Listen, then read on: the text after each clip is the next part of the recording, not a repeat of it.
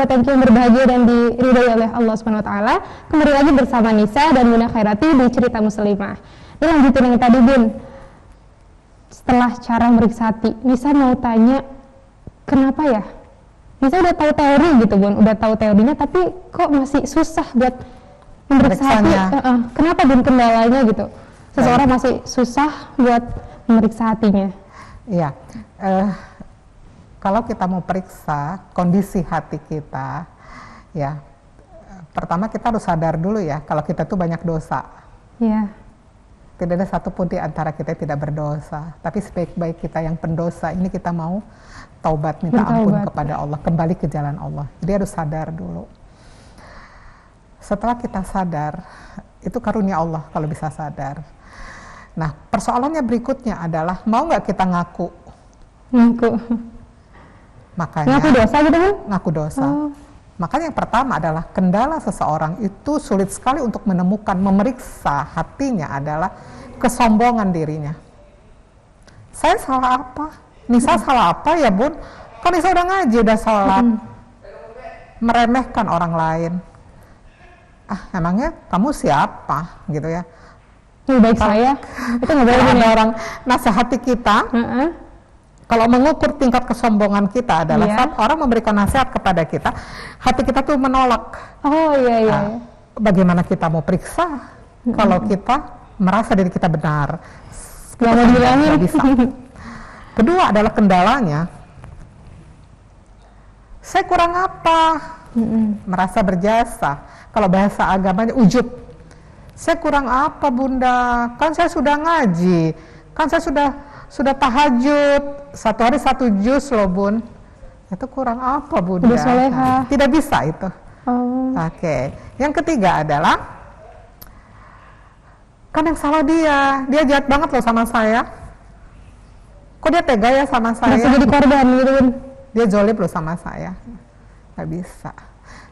Keempat adalah hawa nafsu yang ngajak kita untuk terus bermaksiat walaupun di dalam hati, menunda-nunda, berlawanan dengan ridhonya Allah. Yang kelima adalah cinta dunia, cinta kepada dunia. 5 ini adalah kendala seseorang untuk dia bisa memeriksa.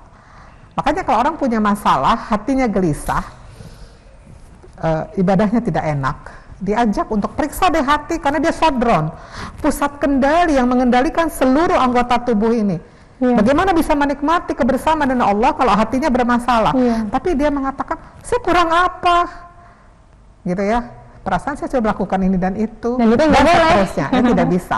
Inilah menjadi kendala seseorang untuk dia bisa memeriksa hatinya. Ya, karena begini, kalau kita mau memperbaiki diri, apa yang mau kita perbaiki kalau kita tidak tahu yang harus diperbaiki? Apa yang salah? Kalau kita ngerasa udah baik-baik aja, kayak mobil mau diperbaiki, tapi kita kayak nggak nemuin kesalahannya gitu, Bun, ya. Harusnya ditemuin dulu. Iya, nggak tahu diperbaiki yang mana. Iya, jadi nggak baik-baik mobilnya kalau nggak tahu. Oh, saya itu sadar, saya perbaiki kesombongan saya, tapi dengkinya masih dipelihara. Berarti dia belum selesai untuk melakukan pemeriksaan secara total terhadap kondisi hatinya. Itu. Iya, terus, Bun, kan tadi udah caranya udah, terus kendalanya udah. Buat menjaga si kolbu sendiri, Bun, si hati itu gimana caranya, Bun? Buat menjaga hati kita gitu, Bun. Iya. Ada caranya nggak? Pertama kan gini ya, kita tahu dulu, sadar dulu, kita punya masalah dengan hati kita. Iya. Nah, kita ketemu tuh, udah ketemu, kita harus mengobatinya. Diobati itu memang obat penyakit hati itu pahit. Apa gitu, Bun? Pahit, kenapa pahit? Kopi. Karena melawan nafsu. Oh iya. Nah, sekarang Nisa tuh sakit hati sama teman di kampus, dendam. Kalau ketemu sama dia tuh nggak mau lah. Walaupun bilang, saya udah baik-baik aja, saya udah biasa-biasa aja kok. Tapi saya malas kalau ketemu dia, belum selesai. Nah, mau nggak sih itu diobat gitu? Mau nggak sih itu diperbaiki? Mau. Caranya apa? Datangi dia, beri dia hadiah. Masya Allah, memberi hadiah orang yang kita merasa udah menyakiti kita. Puji dia. Masya Allah. Itu cara mengobati. Jadi bukan sekedar kita bertaubat, kita minta maaf, Tapi action kita, mujahadah kita ya. harus bisa Catatan penting ini. Untuk kita mau sembuh. Gitu. Itu Jadi cara menjaga melawan hawa hati. nafsu itu obatnya. Melawan Makanya hawa orang kadang nafsu. mengabaikan. Mm-mm. Orang mengabaikan masalah hati itu orang mengabaikan. Karena dianggap sesuatu yang sepele. Iya.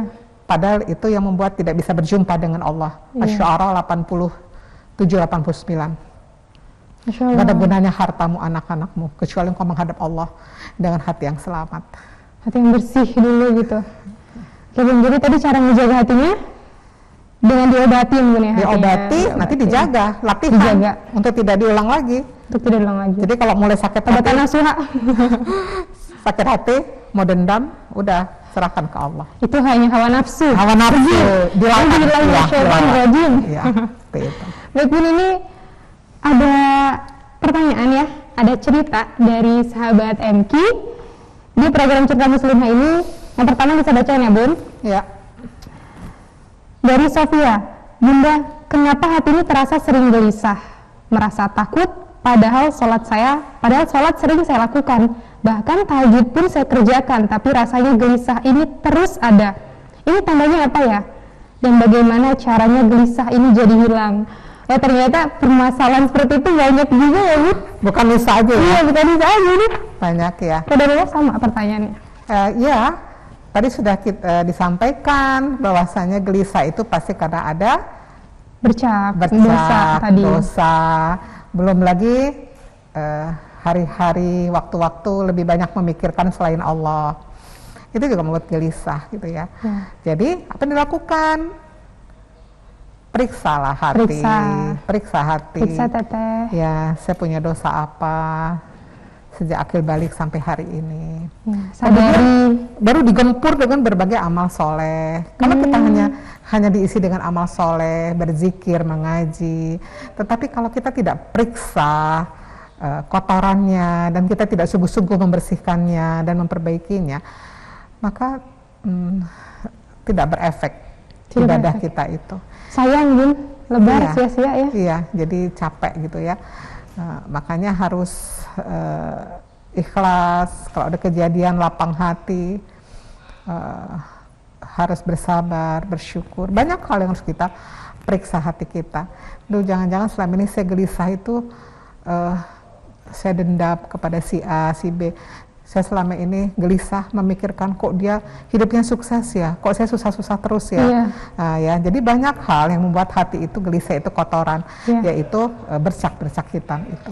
Jadi periksa hati, jangan-jangan ada nih satu yang belum kita sadarin Bun ya. Kayak tadi misalnya saya punya dendam, ternyata saya masih ada dendam dengan seseorang. Ternyata itu yang mungkin saja menjadi penyebab hati masih gelisah. Jadi benar-benar harus cek hatinya, periksa hatinya, lalu kemudian obati gitu. Masya Allah. Dijaga. Baik, ini Bun pertanyaan berikutnya dari hamba Allah. Bunda, saya mau cerita, insya Allah saya sering mengamalkan istighfar, tapi kenapa saya masih sering saja marah, sering merasa jengkel pada orang lain? Apa yang salah dengan hati saya dan apa yang harus saya perbaiki agar diri ini menjadi diri yang lebih baik? Jadi udah sering istighfar tapi masih sering marah nih Bun. Kenapa? Ya. Tetap ya, jawabannya adalah periksa hati. Ya. Istighfar itu bayangkan tadi saya katakan wadahnya diisi dengan air bersih, istighfar. Tapi tidak pernah memeriksa kotoran bercak hitam yang menempel itu. Jadi istighfarnya nggak bertenaga, karena dia tidak menemukan dosanya. Dia tidak menemukan kesalahan aibnya. Jadi istighfarnya itu nggak ada makna. Nah, orang-orang yang bisa menemukan kekotoran dalam jiwanya, dosa-dosanya, jika dia beristighfar, dia akan bertenaga karena dia penuh penyesalan. Seharusnya Bun ya. Iya. Sekarang persoalannya dia tidak pernah menyesali dosanya. Kenapa tidak menemukan dosanya? Kenapa tidak menemukan? Karena tidak dia periksa. Itu kuncinya. Periksa, temukan, sadari, ampun kepada Allah, itu akan istighfarnya bertenaga dan berdampak kepada perubahan dalam dirinya. Berarti itu dia tadi ya buat hamba Allah nih di sahabat MQ dan juga untuk Nisa kita semua. Istighfar tadi harus lebih bermakna Bun ya, dengan kita menyadari dulu, periksa lagi hatinya gitu ya. Supaya bisa berefek gitu istighfar dan Allah terima ya. Alhamdulillah. Insyaallah Bun, kita lanjutkan lagi, masih ada beberapa pertanyaan. Sahabat MQ penasaran kan? Jadi jangan kemana-mana, tetap di Cerita Muslimah.